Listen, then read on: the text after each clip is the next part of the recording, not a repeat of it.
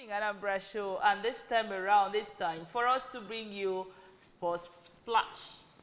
All right, Sports Splash this beautiful Tuesday morning. My name is Kweme Daniel, and I have my brother, a very good sports analyst. We'll take it off from here. Nonya, it's good having you. And I don't know what actually is going on in the world of sports. So you guys are excluding me. No, you are. No, it's unfair now. I'm trying to introduce myself at the. All right, okay, okay, do. All right. So my name is Obina, and okay. of course, it's nice to be here. Obina and Sacramento. What actually is going on? So many is going on. We are preparing for a lot of games, and we're preparing for the Flying Eagles on the 20 AFCON that will be happening April. Why before then we're preparing for a two-way World Cup qualifier against Ambuv B of Rwanda and the Warriors of Zimbabwe. So, and that will tell if actually we are going to qualify for the World Cup. Very soon I expect to see you in the field for Soludo men, playing. Okay. So that you give us update from Anambra too. No problem. All right, take it up from there. Okay. All right. Let's do our Sports Splash this beautiful Tuesday.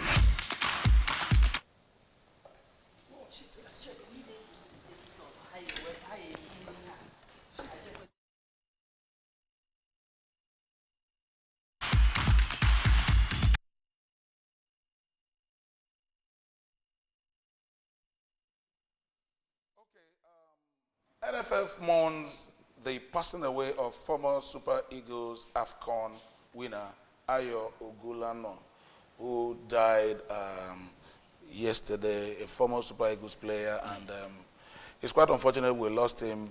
Barely 2 weeks ago, we lost Effiong Moses, and now again, we lost this young man again to the cold hands of death. NFF sympathize with him, with the family, and asking God to give them the grace and the fortitude to bear this great loss. And it's definitely a very big loss to the football family. Ayo Ogulano, known as a dead ball master, those of his playing days. Okay, away from that story, let's go to one that that really gives us a very big sigh of relief. Ademola Lookman has been confirmed fit to be part of the game that will be happening today, Atlanta against FC Bruges. Ademola Lookman has been out since, and you could see that his impact has been showing on the Atlanta club. Yeah, Atlanta, Yeah. of course, they've been struggling the past 5 games. I think winning just a couple.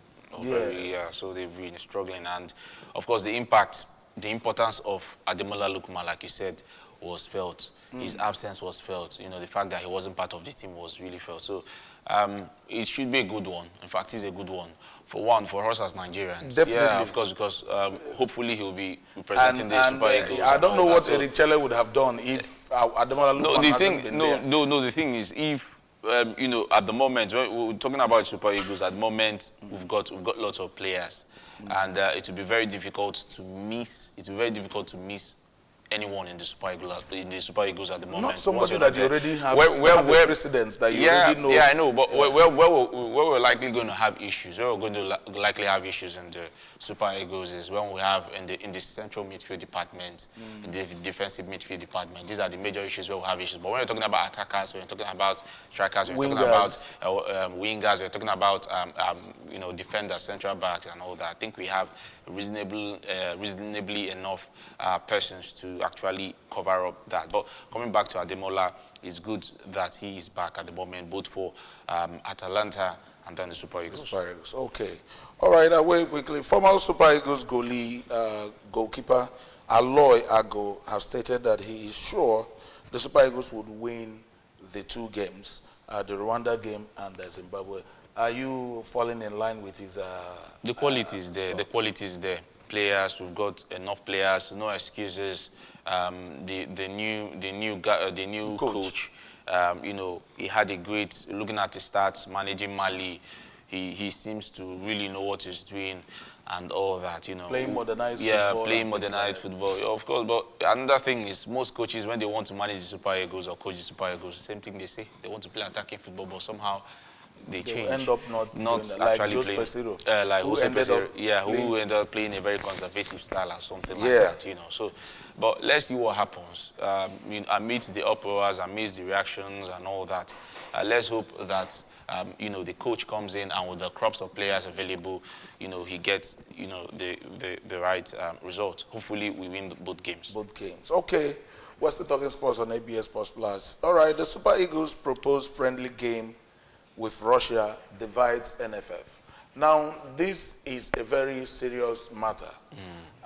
We don't know who went ahead to fix a friendly game with Russia, knowing fully well Russia has been banned by FIFA from every form of activities, footballing activities, both Olympics and other stuff. Now, is it right for Nigeria to want to have a friendly game with a country that has been banned from football? Nowadays, football should just be a game. But, nowadays we've seen football meddle into... It's a political... yes, I'm saying we have seen football meddle into international politics or thereabout. So, normally it should be, football should just be, a game, a business, whereby, because in as much as there have been lots of sanctions and lots of restrictions on Russia, directly or indirectly, the whole world is still doing business with Russia. Directly or indirectly, the whole world is still doing business with Russia. So it should not really matter. But of course, this is still a very sensitive, it's a very sensitive situation. Yeah. So let's see what happens. If they play fine, if they don't play fine, but it shouldn't. But the only concern there is it shouldn't get to that point where football meddles into these things. If a country has been banned by FIFA, there was a time Nigeria themselves, we were banned from football activities when the Decree 101 was still there, and we were asked to abolish when the military dispensation and things like that. I remember when Commonwealth banned us, a lot of other agencies and organizations rose up and they banned Nigeria from all activities. Now, if a country has been banned, is it right for us to want to have an affair with the same country? Because this is going to be kind of FIFA sledgehammer might fall on us as well.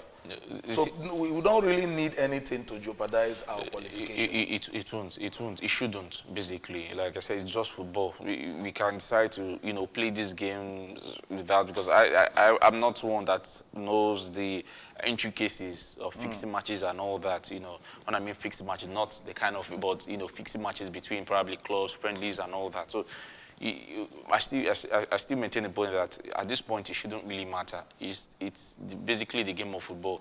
If it means FIFA not officiating or not recognizing the match, but however the match is being played, I think it can go ahead. But again, if it's going to strain a certain relationship with us and other countries or something, then it's something that should be, be looked at and all that. Looked at very, very critically and sample the opinion of FIFA to know if such things should go on. Yeah, at the moment, hands are akimbo. But I don't think FIFA is going to give us a listening ear, because on a normal, this country has been banned and the ban still stands.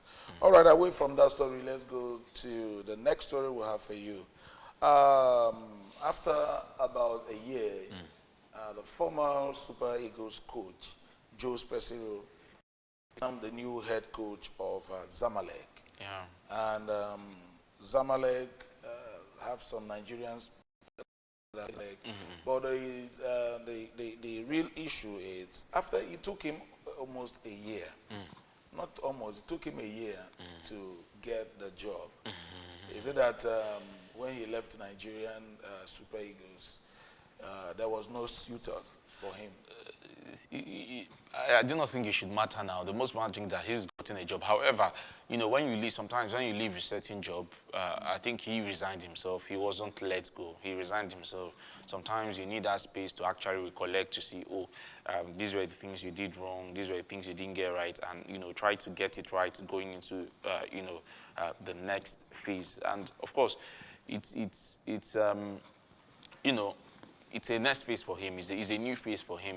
Let's see what happens, you know, after having a good time, but a very challenging one with the Super Eagles. That should be the most important thing, not whether, you know, visitors were there or, you know, offers were. It doesn't really matter if he was home for. We've had many coaches. At a point, was his name, the Manchester City coach, was his name, Pep Guardiola, had a sabbatical for a year. Yeah, what was his name? Yeah. We want to assume that he had a sabbatical. No, I wouldn't want to say that. I'm just trying to say the most important thing at the moment is that he has a job. Okay. All right. Away from that story, we wish him well. Jose Pesiro, wish him well. Nigerian under-20 has been grouped alongside with the Egyptian the Egyptian team, South Africa, and Morocco. And remember, Nigeria was meant to have a friendly game February 25th and 27th against the Egyptian national under-20 team. But that friendlies has been cancelled because they were all grouped in the same group. And this group is ascribed as the group of death. Every time Nigeria comes to a particular group, it's always called a group. It's always a very tough one. Yeah, it's always a group of death. But when looking at the level of people, countries that have been grouped with us, maybe you could still agree with people that, yes, this is a group of death. Talking about having the Egypt, Morocco, and South Africa under 20 with Nigeria. Do you see us chances of us qualifying, coming out of that group? Of course, I think it's a question that other countries, not Nigeria, should be asking themselves. Do they see themselves, you know, coming out of that group? Because we are always that force to be reckoned with in terms of both age grade football and, you know, the national team football and all that. So, but we just have to concentrate because sometimes we see ourselves out of the group stage and then we struggle probably in the round of 16 or in the quarterfinals or something. So I hope this time we actually go ahead and clinch the trophy. If it's about coming out of the group stage, we have the quality. We can. We should. It shouldn't be a bone of contention. It's not something that should be discussed. Okay. All right, we're still talking sports on ABS Sports Flash this Tuesday morning. FIFA banned 3 countries from participating in any FIFA-related games. Talking about Russia, Pakistan, and Congo. Russia was banned since 2022.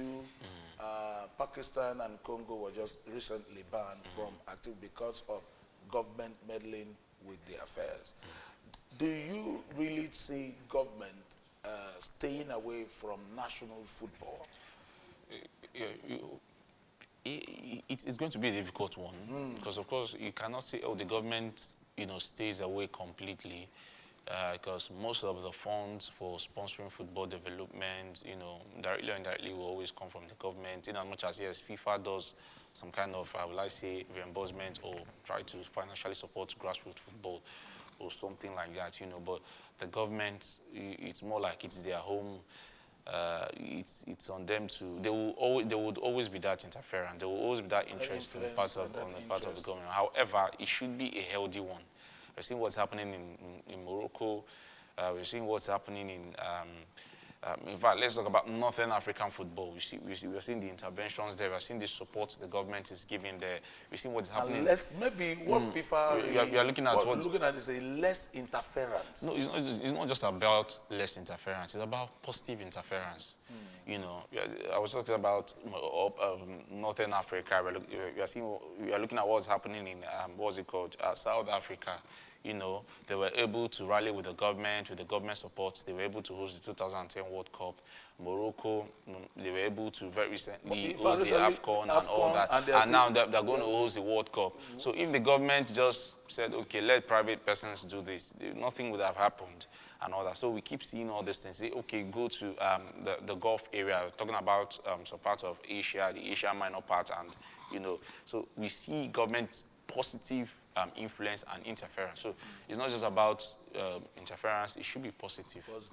Positive interference is the most important thing. Let the government come in to support, not to really Destabilize and spoil things. So it's also Africa, and most of the times when we talk about this interference, sometimes the government tend to use the sporting activity to do some level of politics, like you rightfully say, negative politics, by settling some people who voted them in, and thereby killing the interest and the enthusiasm in sports, and it creates a lot of controversies here and there.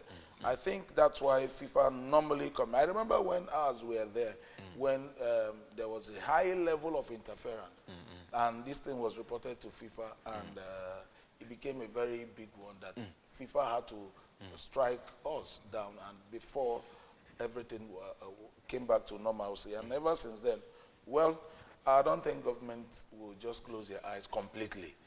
There must be, like you said, there must be a level of interference, but it has to be a positive one. Okay, away from that story, one of the stories that is blowing my mind, and it's something we really need to look at. Cafu, a former Brazilian player, has come on board to say Ronaldo is not the greatest of all time. That's the GOAT. He said when you're talking about GOAT, you can't start calling Ronaldo now the greatest of all time. That will have the likes of Diego Maradona, will have the likes of, what's his name, the Brazilian Pele, and so many other persons. And Mario from Argentina says Ronaldo as well is not the GOAT. That you can't rule Messi out. Now, let's react to this stuff. Who is the greatest? Not who is the greatest. Is Messi and Ronaldo could you call them the greatest of all time? The thing is, Cafu, he made a statement, and I'll just digress just a little bit for student of law, when you talk about jurisprudence and all that, or definition of certain nomenclature in law or something like that, they'll tell you there is no perfect definition of this. There's no agreed definition of a certain. So I think just like football, we always have our own. Football is basically sentiment, and we always have our own sentiment. We always have our own bias. So when we talk about the greatest of all time, it's going to be difficult, but we must agree to the fact that football is all about statistics. The number of goals scored, the number of assists given, the number of passes given, the number of trophies won, and all that. So when we're talking about Messi, we're talking about Ronaldo. These guys, over the years, or very recently, they top the chart. Ronaldo has scored 900 goals, career football goals. Yeah, so in terms of trophies, Lionel Messi may have more. He actually does have more than Cristiano Ronaldo and all that. And some persons actually does have more than Lionel Messi. So what actually happens to those persons too? Okay. So that's the thing. So, but of course, it's just there. The sentiment will always happen. Even if I say even if I say Cristiano Ronaldo is the best, he's the greatest of all time, before I step out of this studio, somebody's going to hold my shirt and say, "What are you saying? Exactly. You may be crazy. It's Messi," and I will agree. Before I get to the gate, somebody's going to hold my shirt and say, "What are you saying? It's Mesut Ozil or JJ Okocha or Didier Drogba or something." Yeah. So it's just about the bias and all that. So it's an argument that's going to keep happening. Okay. But Cristiano Ronaldo, it's good, but it's not the greatest of all time. All right. All right. Let me just give us how the EPL table looks like now, because a lot has been happening in the world of sports. And in English Premiership, Liverpool is topping. We have Arsenal following Nottingham Forest, Man City, and a lot. Chelsea is neither there or nor there, nor anywhere. And Manchester United needs all our prayers because we're seeing them closely near the relegation zone. A lot of concern about a lot of concern there. Okay, away there. Before we wrap up this thing, I need to let you know that today there is the second leg of the Champions League playoff. Milan will be playing against Feyenoord today. Atlanta will be playing against Club Brugge. Bayern will be playing against Celtic today. And Benfica will be playing against Monaco today. Sporting Lisbon will be playing against Borussia Dortmund, while Real Madrid and Man City will be slugging it out. PSG will be playing against Brest of France today. Then the last game, but not the least, is the PSV will be slugging it out against Juventus. These are the playoff games we'll have for you today. And this is where we'll be doing the cutting close on ABS Sports Plus this beautiful Tuesday morning. Remember, we'll come your way every Tuesday with more exciting sports stories. Obina, thank you for being part of Thank you for bringing me on. All right. My name is Lekweme. Bye for now.